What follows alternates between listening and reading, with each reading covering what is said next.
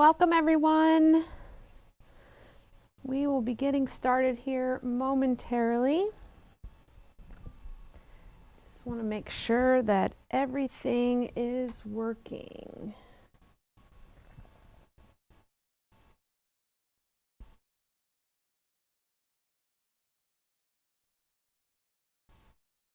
Okay.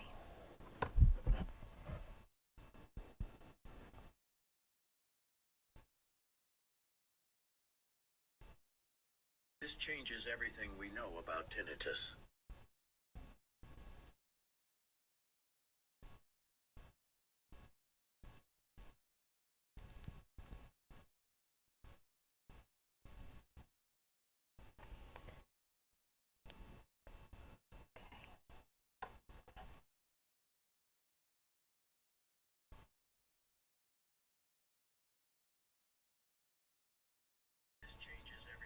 All right, it looks like we have sound, and so that's the important part of today, is that we do have noise, or at least that you can hear me. So welcome everybody, and thanks so much for joining me today as I walk you through how to use the new Patriotic 3 quilting design from Kimberbell to create our patriotic table runner.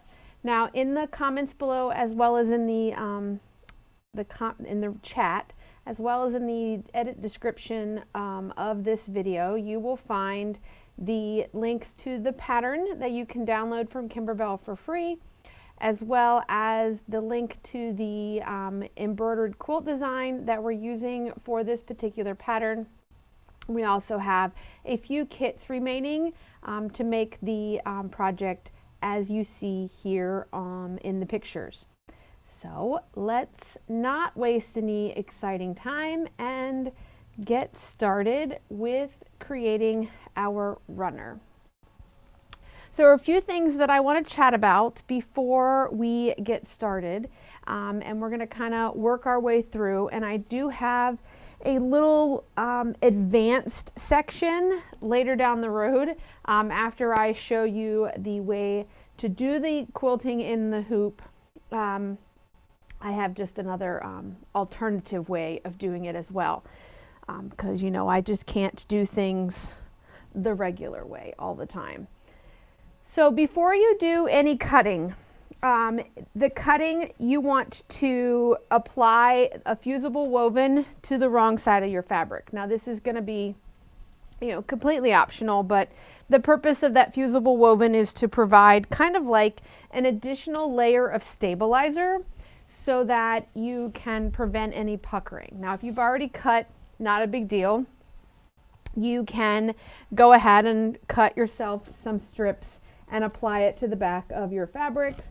If you've already cut your rectangles for the piece section, not a problem. Wait till you get your strip pieced, and then we can apply fusible backing to the entire length of the strip. Don't worry about having to do it to each individual's rectangle that you cut. Now the first thing that you want to notice is we're going to start with the background fabric.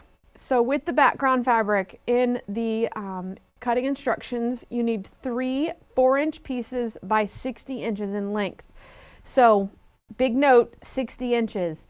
So if you don't have enough fabric to cut the 60-inch length of fabric as one full piece, it's not going to hurt anything for you to go ahead and cut the width of fabric, which would be like 40 something, and then piece it together. It doesn't have to be exactly 60 inches long, okay? Because once you get everything quilted with this project, we will be able to trim everything to length, okay? So it doesn't have to be exactly 60. I would actually probably make it a little bit longer if you are shooting to make your table runner a little longer than that.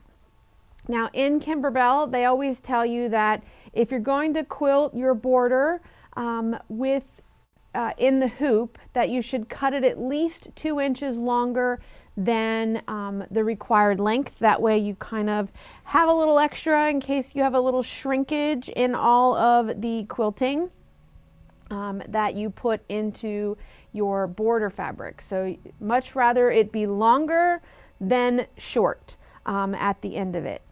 If you purchased a kit from Material Girls from us, we actually gave you the length of fabric, and so you have a piece that's about 63 inches long in your kit that you can take and cut 4-inch strips. Just make sure that you are cutting it the length of the fabric and not the width of the fabric. Otherwise, you're going to have a lot of really short little pieces, okay, that you will have to piece together.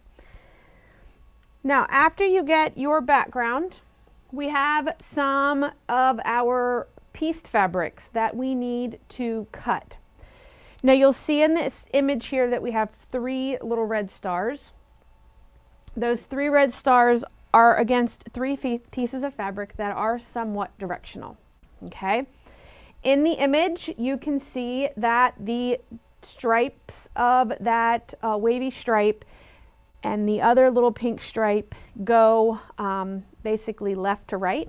They run across the short end of the fabric. And if you want your fabric to do that, you need to cut your fabric 6 inches wide by 4.5 inches tall. Okay?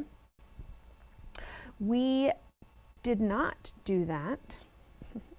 So let me show you here. Ours run the length of the strip. Okay, and that was just because we were trying the pattern. We were figuring out the directions that everything needed to be cut. We wanted to make sure. I don't think it makes any difference whether the stripe runs the length or the width of the fabric, but if you have a particular preference as to what's going to happen, you want to cut 6 inches wide and 4.5 inches tall. Okay. Now the blue rectangles, the blue fabrics, you're going to need 4 pieces. The pink or reddish ones, you will need 2. Now we need 14 total. I would actually make it at maybe 1 or even 2 blocks longer, just to give you a little bit more length, because once this is pieced together, it's actually only 56-ish inches in length. And you could have gotten, if I had just put another square on the end, I could have gotten this to be a little bit longer to be able to use a little bit more of the white fabric that I had quilted. So you have plenty of pink or red fabrics if you purchased a kit to be able to add another strip to the end of your pieced section. So you have your background, your white stripes cut. Now with your rectangles, we do need to do some assembly with those first. And we are going to use a 1/4 inch seam. We are going to piece those 14 to 15 or 16, however long you want it to be, rectangles, so that you are sewing along the 6-inch side. Okay, so your strip will end up being about 4.5 inches tall and approximately 56 inches in length. Okay, now we did press these seams open, but you don't have to. If you did not apply fusible woven to the wrong side of your big pieces of fabric before you cut your rectangles, I would go ahead and apply a piece of fusible woven now to this entire length of the strip. Now, once you have that sewn, pressed, now we're going to cut it in half. Okay, so we're going to cut it in half so that we are cutting it to be 3 inches tall. Okay, so we want to basically take your strip and measure over from the long edge 3 inches and cut in half. Okay, so we're just cutting it in half. We've pieced together larger rectangles to cut it in half into smaller ones so that you're not having to piece twice as much. And it's just sometimes easier to piece larger pieces than to piece a bunch of small ones. Okay. So we'll get those cut. Once you have that pieced, pressed, and cut, we are going to get ready to quilt. Now we still have to do some cutting with some batting, and we're going to talk about that in a minute. But I want to talk about the quilt designs, okay? That and quilting in the hoop in general, using Kimberbell's product and techniques.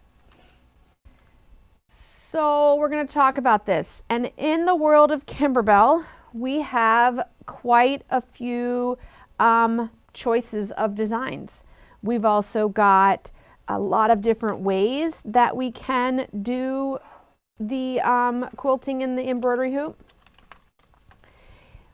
First up, many of you are probably familiar with this product, okay? Clear blue tiles. Probably very, very familiar with it. Clear blue tiles is a product that you would actually use on something that was already made. Okay, this was a quilt top or a table runner or something that you had already pieced together, and now you want to quilt it in your embroidery hoop. You would be using the clear blue tile product. We're not actually going to be using the tiles today. Okay, we are using the block by block version of Kimberbell quilting. Okay, so the block by block version of quilting is going to basically give us a line of stitching, okay, that allows us to eliminate batting from the seams. Okay, these designs are specifically created so that we can quilt them before we assemble things. Okay, so there is placement lines, there are tack downs, there's trim lines, and all of that. So that will be what we're using today. We're not going to use any tiles. We don't have to do any markings on anything. We're going to let the machine or the embroidery design let us know where to put things. Now we're using the newest block by block border option, okay, from Kimberbell, and those are the ones that, if you look at their site, are shown on a gray fabric. These particular border designs that are shown on gray are done in a manner that the pattern repeats. They are almost meant to, they touch and continue the geometric pattern that's there. So if you're familiar with the Kimberbell quilting or clear blue tiles that are there, the design typically is there to kind of fill in a section, and then you place another one next to it. But this particular quilting format in this particular style that we're using today is going to give us a repeating sized design so that those stars continue on, they touch the previous star, or the stripes are done in a manner that they alternate. Now, with the pattern that we get, you're going to get a 1 inch and 2 inch size border design with the stars. And then in the 3, 4, 5, and 6 inch widths, you're going to get the stripes. Okay, so they don't make a star that's 6 inches wide, only 1 and 2 inches for the stars, and then 3 to 6 inches for the stripe section of this particular border. Okay, and if you have any questions about Kimberbell quilting or anything along that lines today, please don't hesitate to drop a question in the box. I will be happy to answer anything for you today. All right, now we need batting, right? So in your instructions that come with your quilting, when you purchase the quilt designs, you're going to get a chart. There is an extract inside the PDF that shows you what size you need to cut the width of fabric and what size you need to cut your batting and which file name you're going to use. This chart can be overwhelming, okay?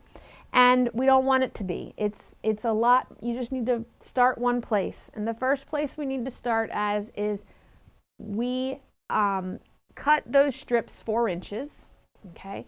With the intent, the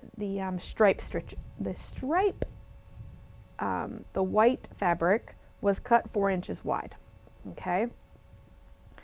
So if we look at the fabric width column here, we can see that we don't have a fabric width that was cut at 4 inches wide.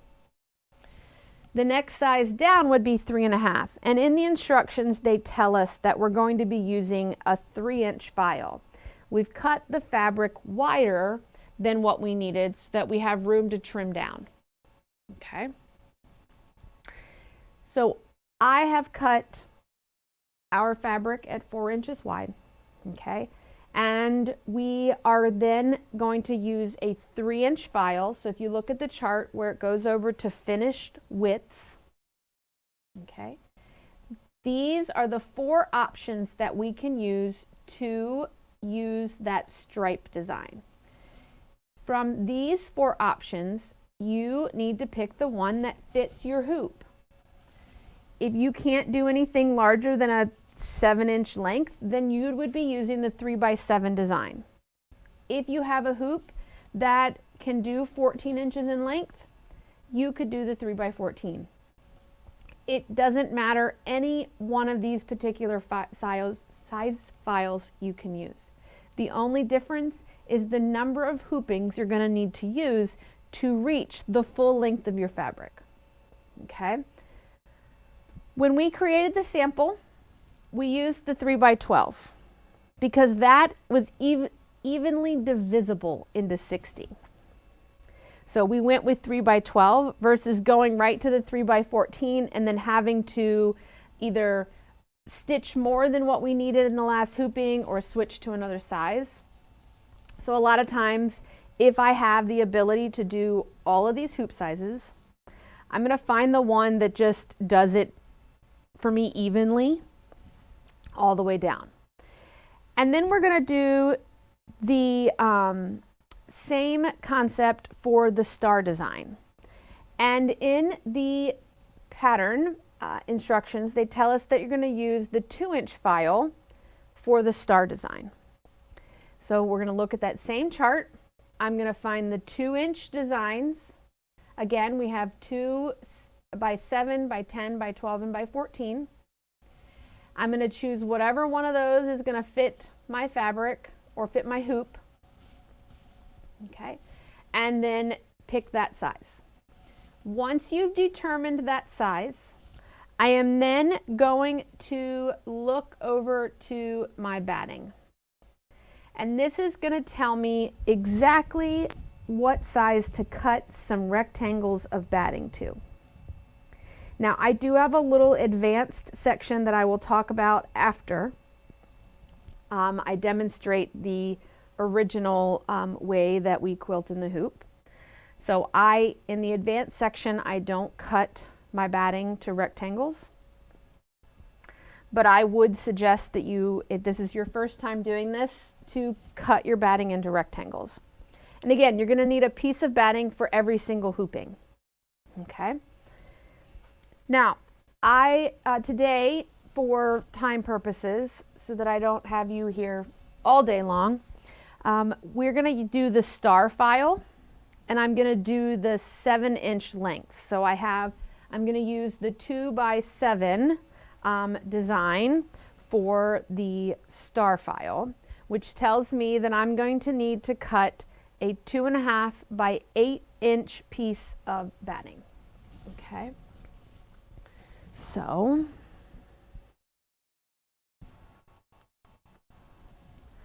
I have my fabric. This is my border piece that we cut, and this is my 2x8s. Now I'm using the white fabric to put the stars on, just so that you can see better, and it doesn't take quite as long to stitch out as the stripe. I mean, the stripe design is fast, but I want to be able to teach you everything today and not just stand around and look at a machine stitch. So I've cut my fabric to that 3-inch width that they had us cut the pieced fabrics to, and I have a 2.5-inch piece of batting by 8 inches in length. Okay. Now we are going to get ready to stitch. First thing we need to do is, now that we're ready to stitch, we know what design we're gonna do, we have our batting cut to the size we need, we're going to need stabilizer to put in the hoop. Okay, stabilizer in the hoop. Kimberbell asks or requests or suggests that we use the Kimberbell light mesh cutaway, is their suggestion for the stabilizer that can be used. You can also use, here at Material Girls, we do OESD stabilizer, and with that, the substitution, or the closest substitution to that, is polymesh. Okay, and you're going to need a piece of polymesh or light mesh cutaway stabilizer, the same number of hoopings you'll need a piece of stabilizer for. Okay, and you're going to need some Kimberbell tape. Just a couple pieces, but we all know that we've got plenty of rolls. If you do Kimberbell events here with us, or any Kimberbell events, you know that you get a roll at every single event. All right, we're going to start stitching. You get instructions with every single quilt design. You're going to get instructions, and those instructions are going to be broken into first hooping and second hooping, or additional hooping. So we're going to be starting with the first hooping for everything. So in the first hooping, I have my hoop. I have placed a layer of polymesh stabilizer in the hoop. On my machine, I have set my machine up for embroidery. In my bobbin, I have a neutral color thread. On top of the machine, I have the color that I plan to quilt in. We are going to stitch the first color stop directly into the stabilizer, and that is going to give us a placement line. Okay. Now I do this all in the same color, so that way you don't need to thread your machine multiple times. We can just use the same thread color, because none of this that we are seeing as placement lines and tack downs will be seen in the final product. Okay. So we're going to let that stitch.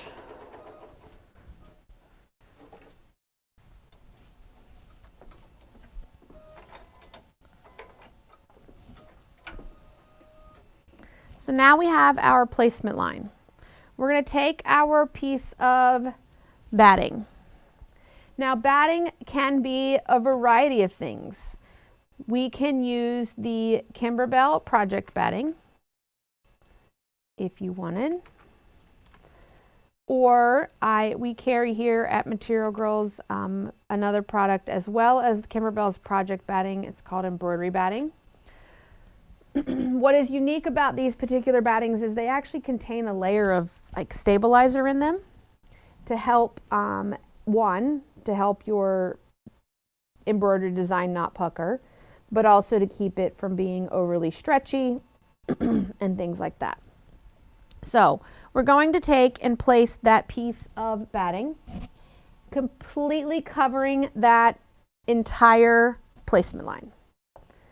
If you want, you can tape it down to hold it in place. a little tape there. And we're going to tack it down now. We're going to stitch the next color stop directly into the batting. Don't worry about color again. You're not going to see this. It's going to go all the way around here.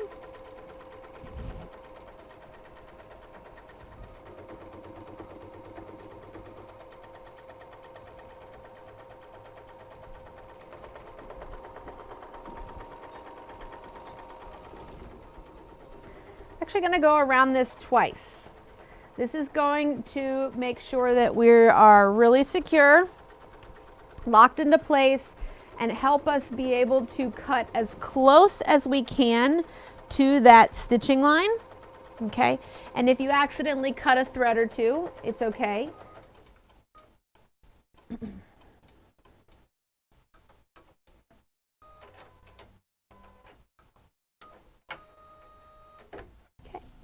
When we are tacked down, we're going to take the hoop off the machine. We are going to come over to the table, nice flat surface, and we are going to trim batting as close to the edge of that stitching line as we can. Okay.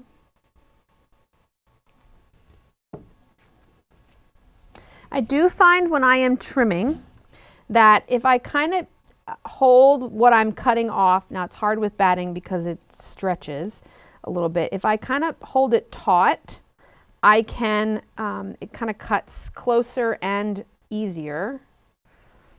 I also like to take as long of a cut as I can and not just little nips at it. Okay, so nice and trimmed.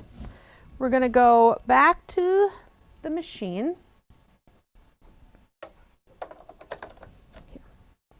All right, we're going to take a piece of rolled up Kimberbell tape, a little tape loop, and we're going to put at the top, and we're going to put one down at the bottom. Okay, so I have one at the top and one at the bottom. We're going to use this to kind of hold our fabric in place. You're going to take your border strip, the piece that you cut to the length of the project that you wanted. So this would be a 60-inch piece or something along that lines for this. Again, I did not stress over everything being the same length because we'll trim that to being the same length when the whole design is together. We want to take and place our fabric right side up, covering all of this batting. And we want to start the strip about a ½ inch above that batting piece. Now this is also why we cut it a little longer than what we need. So I took and I just marked a ½ inch so that you can kind of see that I am above. I'm also, well actually hold on. 1 second, let's stitch a placement line for your fabric. One more step so we know exactly where to put our fabric at. Okay. I realized it as soon as I started doing it. We know we need to cover all of the batting, right? We know that, and that's why sometimes we get overly excited. But I don't know how far left or right I needed to place that fabric, and I don't want to end up shorting myself here in a little bit. So now I know where my fabric needs to go. All right, ½ inch above approximately, and I'm positioning it so that my fabric is right between those two fabric placement lines. Okay, doesn't have to be exactly a ½ inch, could be a little more, could be a little less. But we just want to make sure that we are above that batting. Once you are in place, we're using those little tape loops to hold those pieces in down, that fabric in place for us. We're going to run the tack down. Now you're going to notice on this tack down, it is not going to go across our strip. It is only going to stitch down the sides.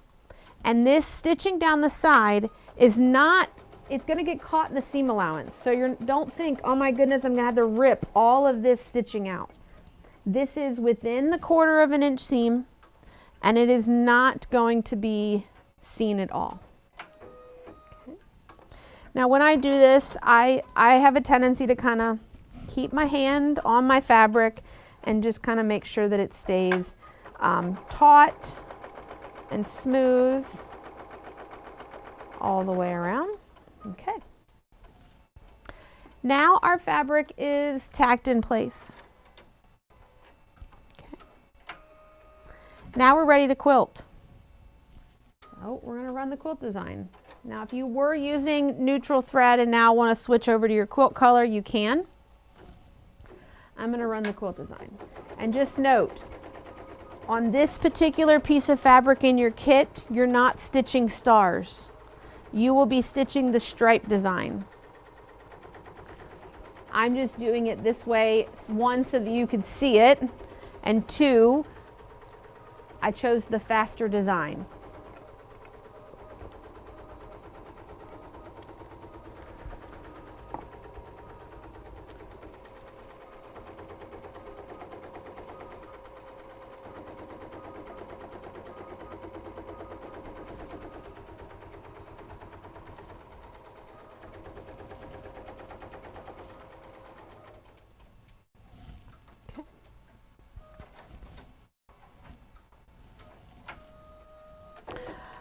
Our design is stitched. So we're going to take the hoop off the machine. Technically our design is finished. So we're going to take it out of the hoop and we're going to trim up this excess stabilizer.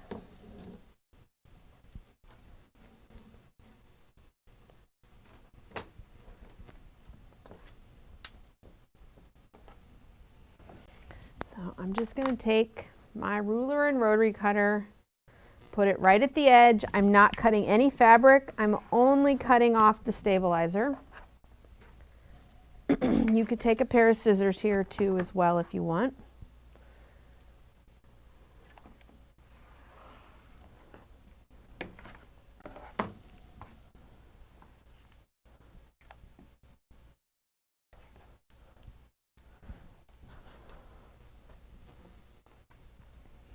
Pull off my little tape loops.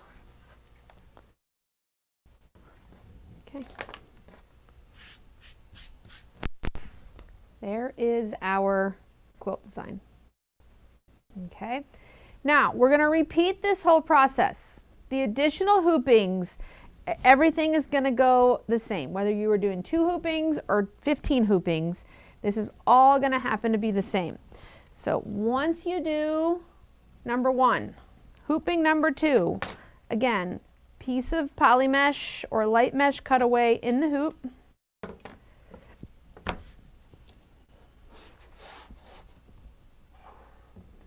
Okay. We're going to use the same design that we've been using. Okay, we're not changing anything. We're going back over to the machine and we're going to run the placement line directly into the stabilizer.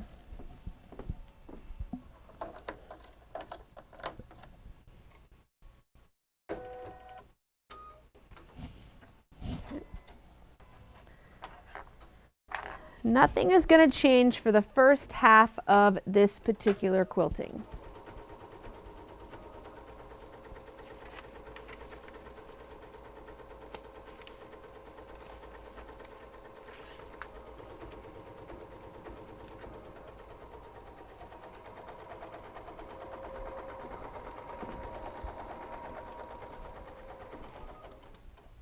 Has anyone done the Kimberbell quilting before?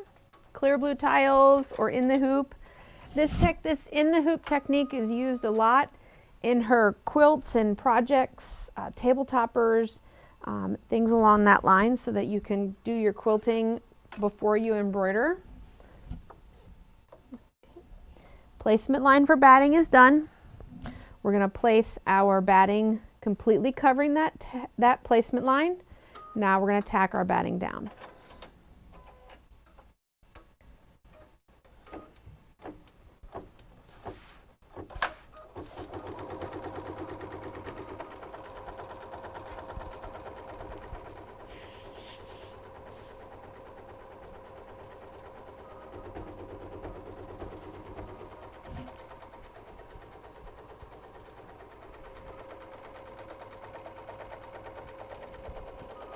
See, I wasn't super straight about laying my batting down, but that's okay. As long as it's tacked down, it's just fine.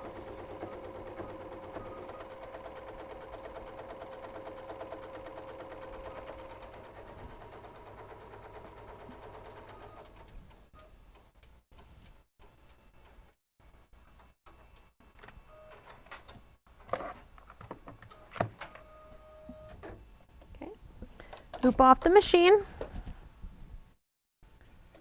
and we're going to trim around the edge again.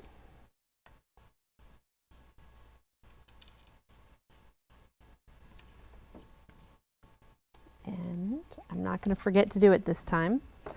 We're going to put the hoop back on the machine, and we're going to run the fabric placement line. Okay. So let me find where we're at. So we're trimmed. Back to the machine.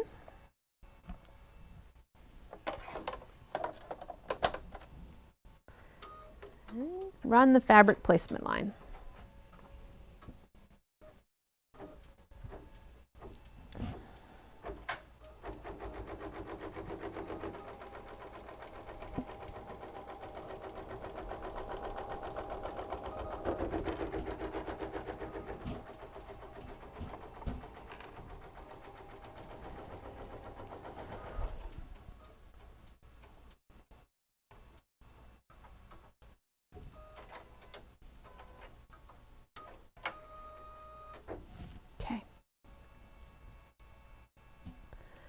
Take it off the machine now.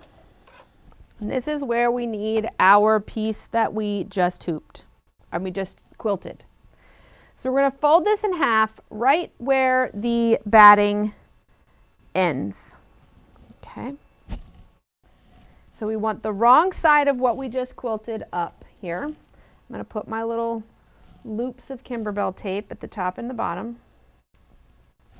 I'm going to take this quilted section and I'm going to line it up so that the fold is with the top of the batting that's in the hoop.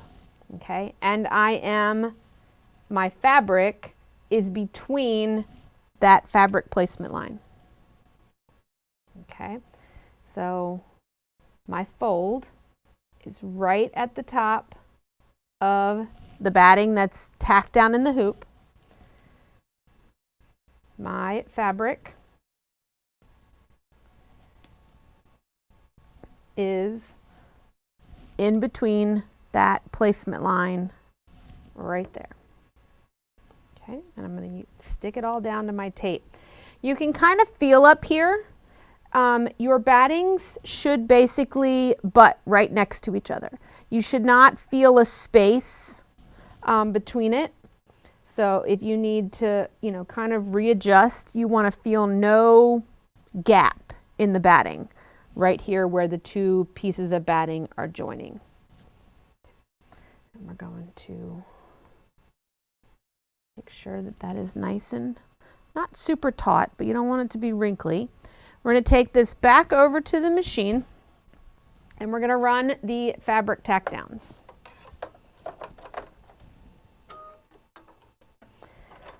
Now the fabric tack down should pretty much start right where the other ones ended, right up here at the top.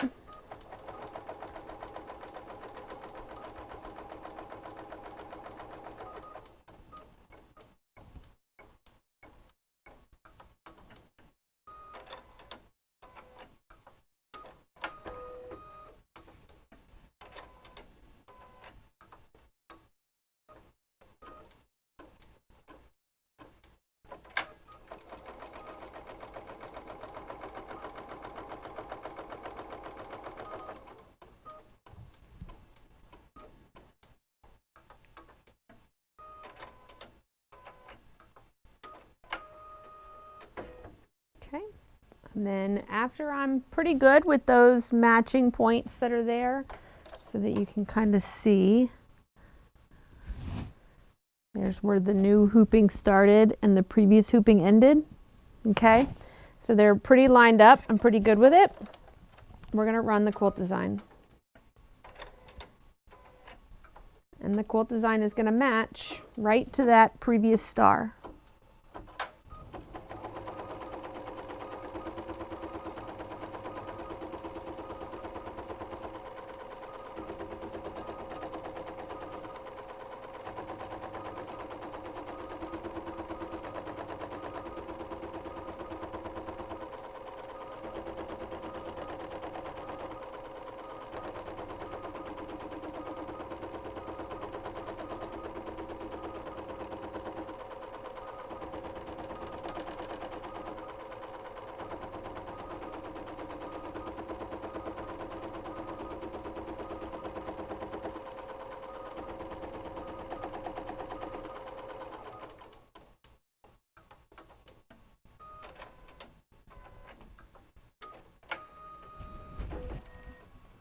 Okay.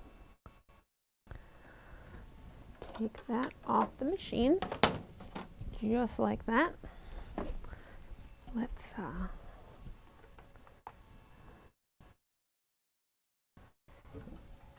bring that over there. We're going to pull it out of the machine, pull it out of the hoop.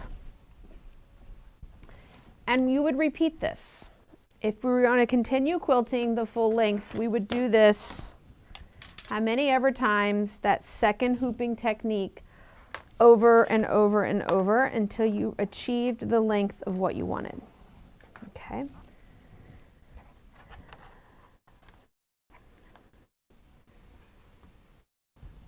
It's a lot of repetition, and repetition is good when we are learning how to do something.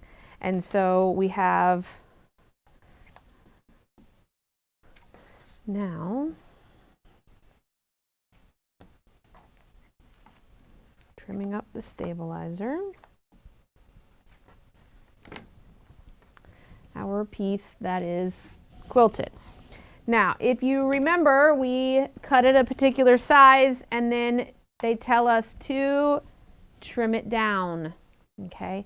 And so if we started at a 3-inch piece and we want to trim this down to 2.5 inches in width, we would just take and kind of center it and then trim off any excess to the outside, and then I would rotate it around and trim it off the outside here. Now I did with mine, when we did this and trimmed this, it was about 1/8 of an inch past the tack down. So based on this line, I just lined up the 1/8 of an inch on that line and then trimmed anything outside of that off when I trimmed this up. Now I cut this to the 2-inch. This was cut to 2.5 inches wide, not 3. Okay, so that is just kind of, you want to cut a little bit off both sides when you are trimming up these particular designs. Okay, so on your runner here, let's back it out a little bit. We have those two sizes, right? So the white with the red dot was cut at 4 inches, and we are going to, after it's quilted, trim those strips up to 3.5 inches wide. And then our pieced star strips were cut at 3 inches, and then we're going to quilt them and then trim them up to 2.5 inches wide. Okay, so these are 3.5 and these are 2.5 after they're quilted. Now I do want to point out a couple of things. This star, and they talk about in the instruction about 1 ray and 2 rays. And that's the reason I wanted to do it on this particular fabric, is so that you could see it. You want to make sure that both of your units, that you quilt identically, because this is 1 star ray, and this end down here is the 2 star ray. Okay, so you've got the 1 point of the star And then this side of the strip has the 2 star points on it. Okay. So you want to make sure that you do this in a manner so that your 2 stars would straddle the middle strip, and then the 1 star points point out to the outside. If it matters to you that they are identical in that aspect. If it doesn't matter to you, don't even pay attention. Ignore what I'm saying right now. Okay? But that is what in the pattern she references the one ray and 2 ray, making sure that your 2 ray sections sit to the middle strip that you have there. Okay, so that's what they're talking about, is the 5-pointed star. There's one side of the star where you just have 1 ray pointing up and the other one is 2. And so you want to make sure that you do them both so that the 2s are in versus, now, do I think most people would ever even notice, especially because the star is not super visible at first glance from the quilted runner, but pay attention. Okay. Now, I already hear it. I already know. Amy, that's an awful lot of stabilizer, okay, that we would be wasting or, throwing away or not using in any manner, okay? So as you go along and you cut those sides off, okay, feel free to take your side pieces. Now, I would not do this if I was actually if I was actually embroidering a full filled in design. I don't like to piece my stabilizer together. But because we are working with a quilt design, it's not overly dense or heavy, I will take and tape them together, okay, and then rehoop.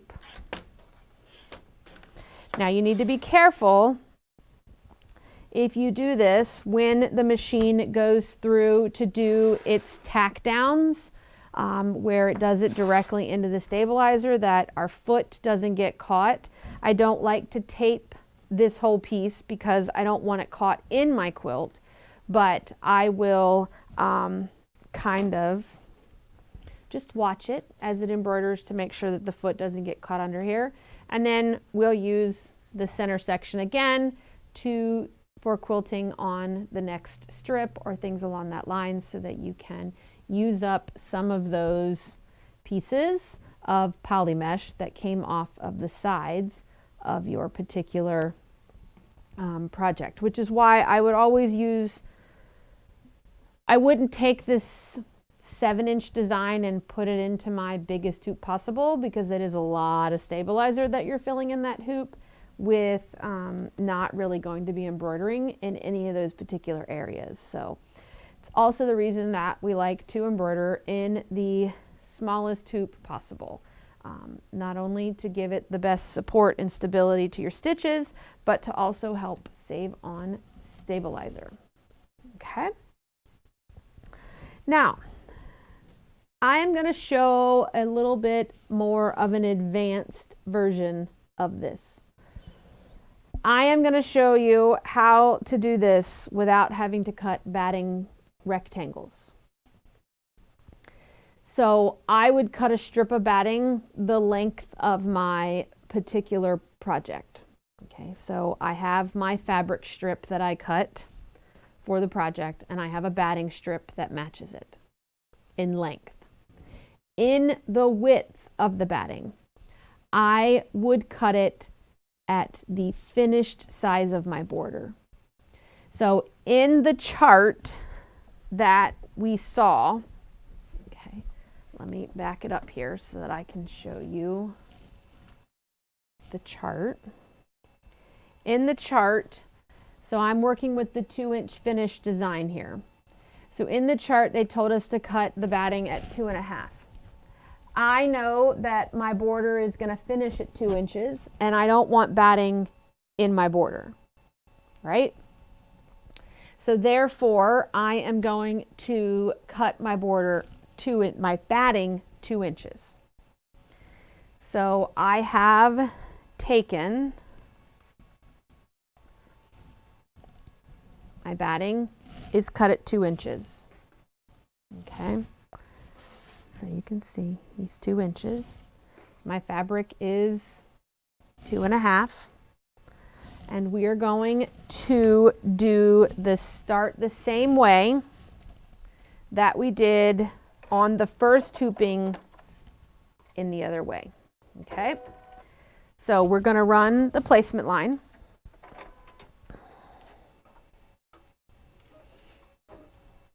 Now, I would not do this particular technique if this is your first time doing quilting in the hoop, okay? I would do it with the rectangles. There's not a problem. There's no big deal with the rectangles. Just make sure that your battings line up, and in the end result, you won't be able to tell a difference in them.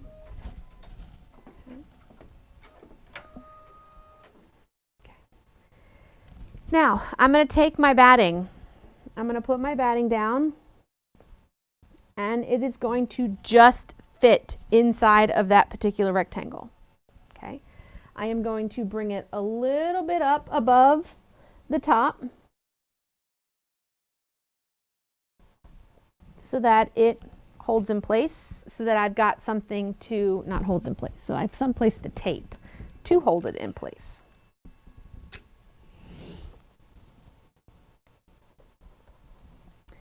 I don't really need to run the batting tack down, because if I run the batting tack down, it is going to stitch across the top, but it's just going to stitch in the stabilizer down the sides, okay?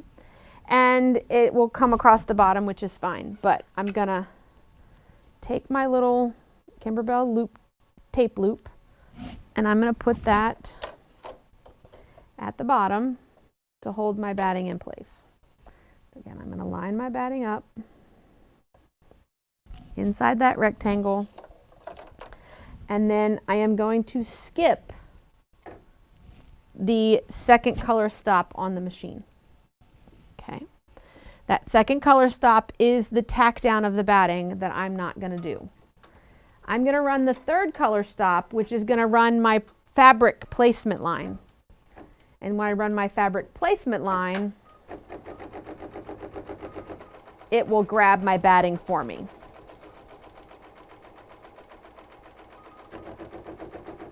Just watch as the machine stitches that it doesn't grab the edge of your batting. And remember, it's not secured here.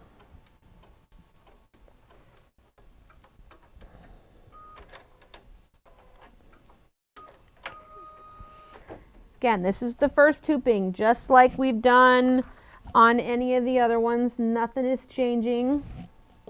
I'm going to take my fabric, I'm going to lay it right side up, covering all of that batting and making sure that my fabric is inside of the fabric tack down.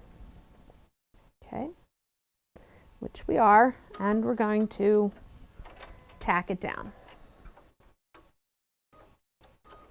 You can put another tape loop there if you want, another tape loop at the bottom. I'm just going to kind of hold on to it while it tacks it in place.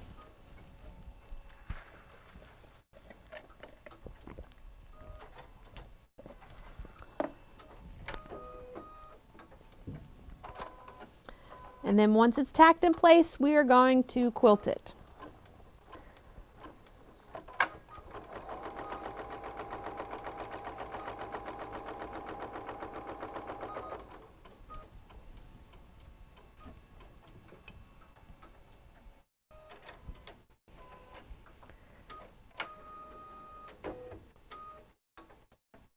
So right now, the only thing that's changed is the fact that we cut our batting to a different size.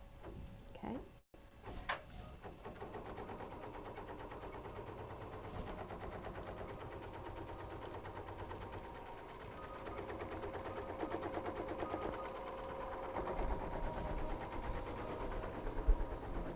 Everybody's quiet. Any questions?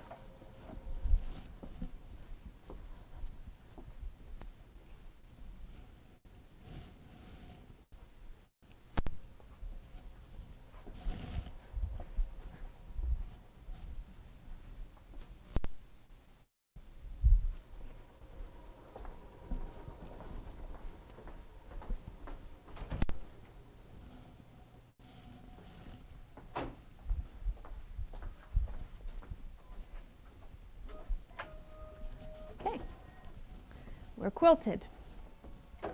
We're going to pull that out. And again, we're going to go over, we're going to take it out of the hoop and re-hoop stabilizer.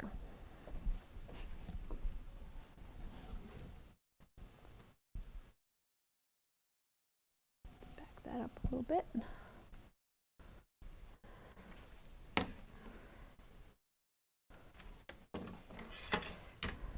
So we still have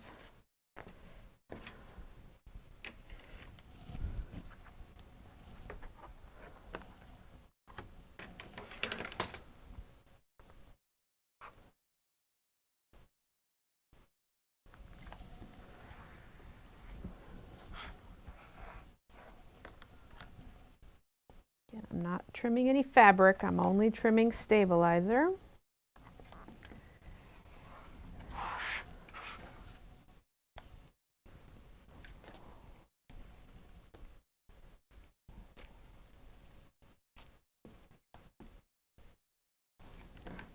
Okay.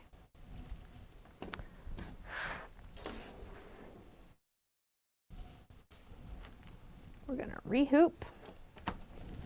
Put the hoop back to the machine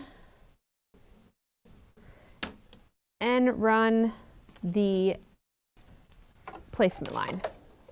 We need to know where to put our batting.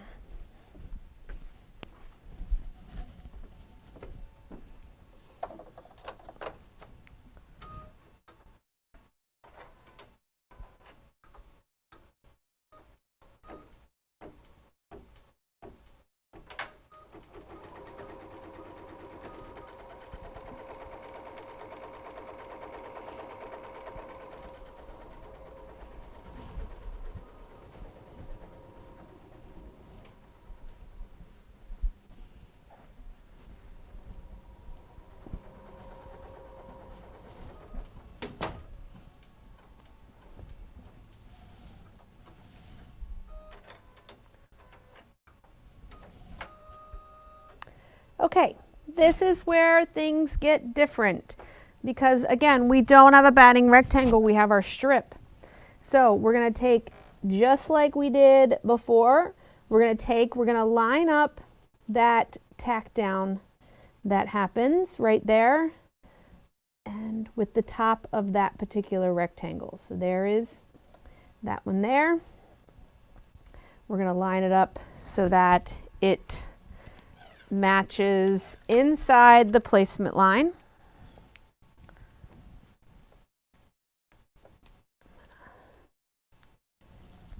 Get some tape here so that I can make sure everything stays where it belongs. I am going to skip color stop 2 and I'm going to go to color stop 3. Okay, so remember color stop 2 is the batting tack down, which I don't need to stitch. I mean, you can, it's not necessary. And then I'm going to go and stitch the fabric tack, the fabric placement line.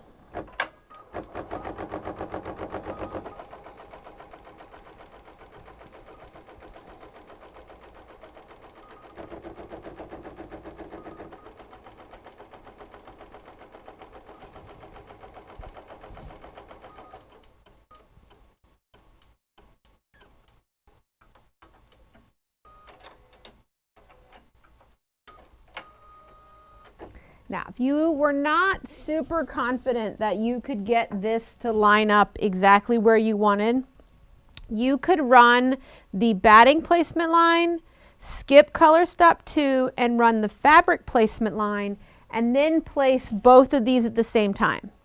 That way, if for some reason if you placed your batting, tacked it in place, secured it, because remember it gets caught in the fabric placement, you can run those two placement lines, and then that way if you don't get it lined up exactly, you will be able to make changes without having to get out a seam ripper. Now, I'm going to take a look. I've got myself lined up. My fabric is between the two lines, and I'm going to drop my needle, okay? And I want to see if my particular, where my next stitch is at, where my next stitch is going to be taken, that's where my needle is at right now. And that's going to be my indicator as to, did I get myself lined up exactly? If you don't like the placement of that particular design, okay, so let me show you here. Now this is on a Bernina because that's what I'm on. If you, okay, so we're on color stop 4 on the Bernina, okay? So this is where that little crosshair is right now, is where my needle is at.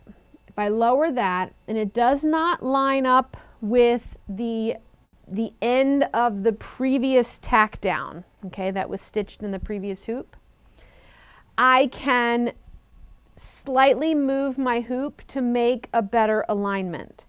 And you don't want to move it a lot. If you're really, really off, there's a bigger problem, okay? But I'm pretty sure there are other brands. Everybody can do this. I just don't know where it is on other machines. But we have this function right here on a Bernina. It's called the move hoop function. So if I touch that, it's going to open up, and I have the ability to use my stitch width knob to move my design left and right, and my stitch length knob to move my design up and down. Okay, so on my machine right now, I feel like I need to go about 1 stitch to the left. So I'm going to just take my stitch width knob and I am going to move it like 1 stitch to the left. Couple. Okay, I feel much better with where that is there on the machine. Okay, I'm not rotating it, I'm not moving it, I'm just sliding it over like maybe less than 1/8 of an inch. Okay, just so I can make sure that if this line lines up, the rest of these lines should line up as well. Okay, and then we're gonna stitch. Okay. Maybe. He's gonna be finicky for me.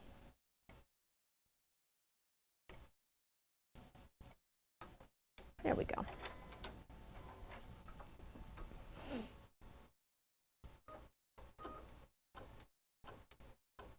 Again, I'm going to make sure this is nice and smooth, taut. Yeah. Perfect. Exact lineup. Exactly where I wanted it to be.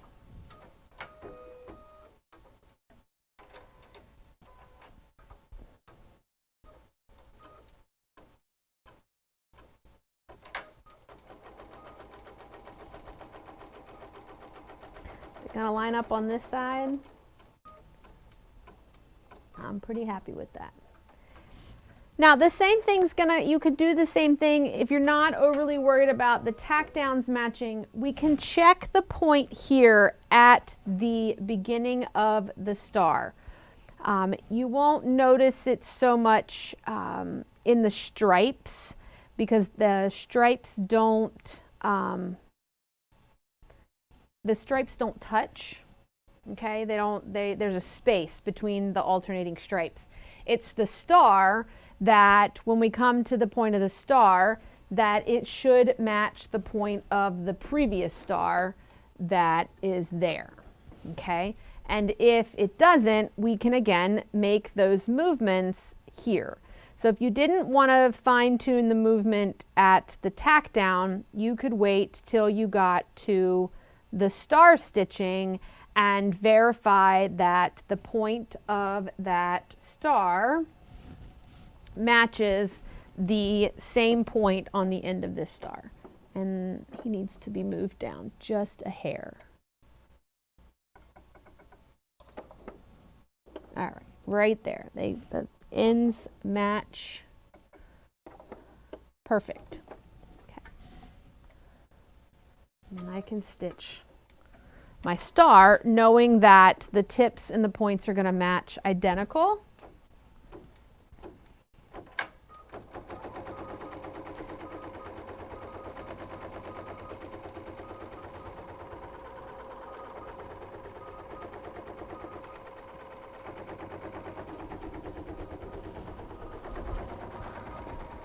That stitch, and then we're going to take it out of the hoop.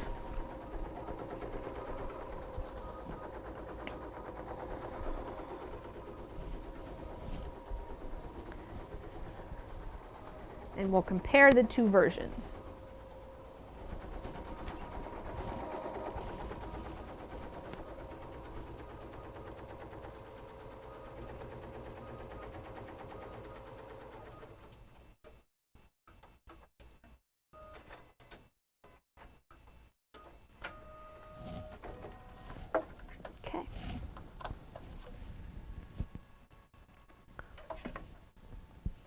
Over here,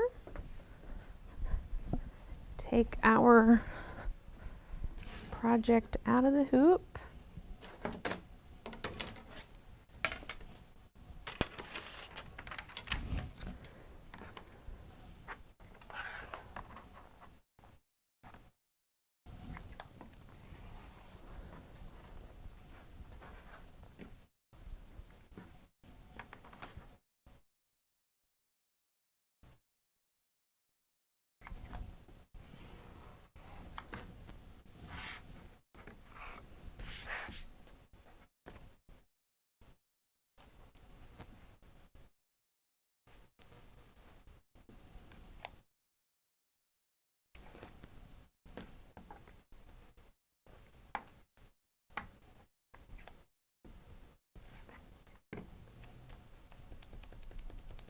Up all that. Thread tails. Okay. So we have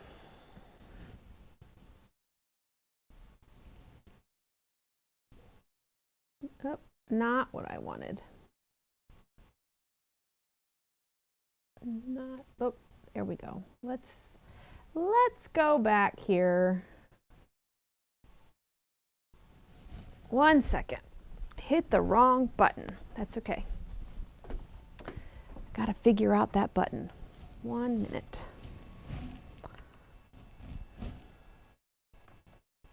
We'll just do this one for a moment. So, this one here, okay, you can't really tell a difference between which one was done with 2 battings versus one with 1 batting, except for the fact that there is a small, you can, if you feel for it, you can feel a little seam there where the battings got butted together, but ultimately you can't tell the difference between 1 and 2. Okay, so the big thing to remember is that you can do it either way. Okay, it's not the end of the world. It's just leaving it as 1 strip of batting. It's going to eliminate the need for you to trim the excess batting away out of each seam allowance. Okay, but the overall scheme of things is the same, the end result. So just another way to do it. Okay. So once you get all your pieces quilted, okay, 3 stripes and 2 stars, You're going to trim them up to the sizes that we talked about. So the striped pieces are going to be trimmed to 3.5 inches wide. The star pieces are going to be trimmed to 2.5 inches wide. Don't worry about the length of them. They may be different lengths right now. That's okay, because I want to match the middle points. I also want to do some fiddling so that we can make sure that these stripes match. Okay. And then we'll trim the sides when the project is finished. Okay. 1/4 inch seam is what we use to piece these strips together with, and we pressed the seams towards the star quilted sections. Okay. So let's see if this camera, for the most part, has fixed itself. 1 second. Let's just zoom in because you don't need to see my hot mess of stuff that's happening here. There we go. Okay. So let's talk about how to get the stripes to match, or guarantee that stripes match, and that aspect. Okay.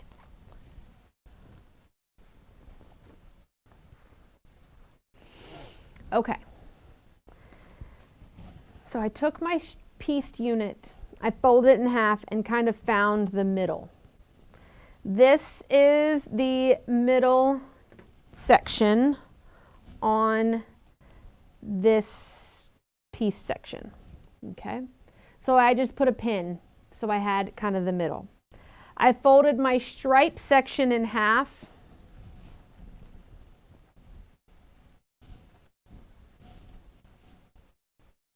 And the middle kind of came out to like the middle of one of the stripes, and I just said, well, I'm just going to go to this side. So that became the middle of my strip. I lined up the middle seam of my pieced unit, what I'm calling the middle, with the edge of that strip. Whatever edge you wanted, doesn't matter. The end result is going to be the same. I lined that up with that strip, and then I sewed this together with a 1/4 inch seam. Okay. Now my ends did not match. Wasn't worried about the ends. This was the end of my table runner. Okay, you can see I just worried about that later. Right now I just want to make sure that these line up and they line up this direction as well. Okay. Once I did that, my next thing was to take the next strip, line up the same seam of the pieced unit with the same rectangle on the other. If you aren't 100% sure that you're going to be able to make those units match all the way down and you want to verify, what I would do is I would lay out my unit, this unit that's sewn, and on the opposite side I would come through and put like 2 little lines.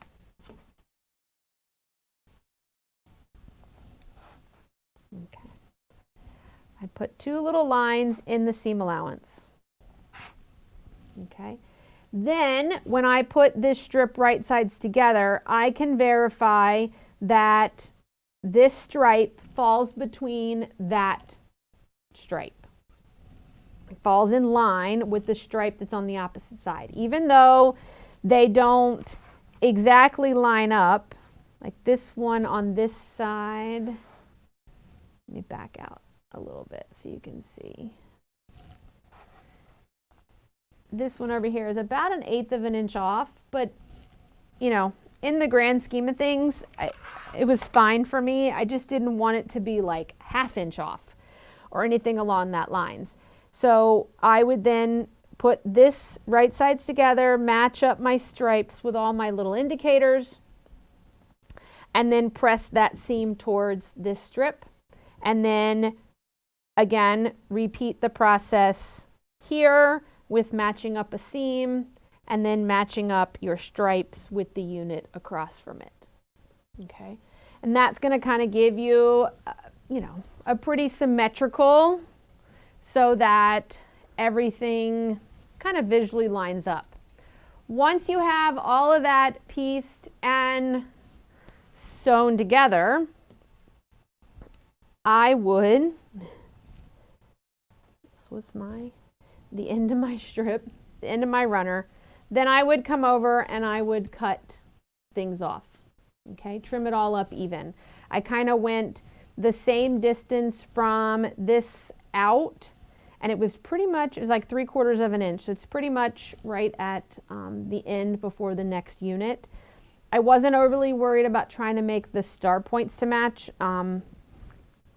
The reason these don't match, I will tell you, is that I started one strip higher than a 1/2 inch up. The first strip I measured, this one here I measured exactly a 1/2 inch and laid my fabric down and started. This one I just thought I eyeballed it right, so therefore I was a little off. It's okay. I thought visually being more off in terms of having a full stripe and then a 1/2 stripe would be a little more obvious than if I had a full star and a 1/2 a star. Okay, so just think about that when you are placing your starting points for this piece section that's there. And then I just trimmed off that unit, and then I repeated the same at the other end, okay, and trimmed off that excess. Okay. Now comes the question as to, well, what do I do next? This is, you know, the back of my project. What am I going to do to finish? So you can layer your runner with another layer of batting and a backing. Okay, so you can put another layer of batting. It does not need to be project batting or embroidery batting. It can be a piece of quilt batting that you have left from quilting on the side of your quilt or something along that lines. Layer it on that, put your backing on, and then stitch in the ditch. So I would then just come right down. I would just stitch in the ditch right on each side of these stripped pieces. I would not quilt across, just down the side. The purpose of that quilting is just 100% designed to hold the backing and batting in place so that when you wash your project that it doesn't move on you. Once you have the quilting done, now you don't have to put another layer of batting in there. You can just leave the project batting and the batting that went all into the hoopings. It's just fine. This is it's got plenty of body. You don't need it necessarily, but it is optional. And then quilt it in the ditch.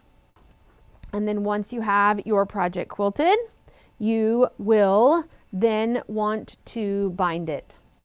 Bind it by hand, bind it by machine, whatever method of binding you prefer. It's completely up to you. I would do anywhere between 2 1/4 and 2 1/2 inch wide binding for you as well. Okay. I do want to take a minute and talk about background quilting just for a quick moment, because I just want to explain the Kimberbell site, because sometimes it can be a little overwhelming in terms of picking out, because there are so many options. You have 4 different colors of designs. So when you look at the library of quilt designs that Kimberbell has, you'll see fabrics stitched out on different colors of fabric. Those different colors of fabric mean different things. Okay. So if they have the fabric is stitched out on this blue, like you see in this paisley design here, this design works with both the clear blue tiles, that's the tiles that you would use for a completely assembled, ready to be quilted project, and you also receive block by block versions of that tile, of that design. So you get both versions, the clear blue tile, or what they refer to as CBT, or you get the block by block version. So you could do it in the hoop on a project that you are embroidering or piecing, as well as apply this design to an already assembled project. You will see designs stitched on orange. Orange designs only work in block by block. Okay? You will not get a clear blue tile version of a design that is stitched on orange. And the reason for that being is because there are